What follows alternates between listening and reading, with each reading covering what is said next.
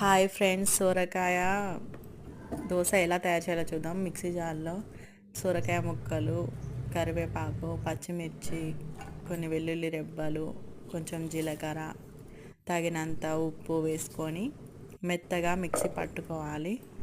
ఒక కప్పు బియ్యం పిండి తీసుకొని అందులో ఈ మిక్సీ పట్టి పెట్టుకున్న బ్యాటర్ని వేసుకొని మనం బియ్యం పిండి దోశలు ఎలా వేస్తామో అలా కొన్ని వాటర్ పోసుకొని లూజ్గా కలిపి పెట్టుకోవాలి. దోశలు కాలవడానికి కొంచెం ఆయిల్ తీసుకొని పక్కన పెట్టుకోవాలి. నాన్ స్టిక్ ప్యాన్ వేడయ్యాక దోశలాగా వేసుకోవాలి. చాలా సింపుల్ బ్రేక్ఫాస్ట్ రెసిపీ, హెల్తీగా ప్రిపేర్ చేసుకోవచ్చు. మా చిన్నోడు దోశ గురించి పాట కూడా పాడుతున్నాడు. Thanks for watching friends.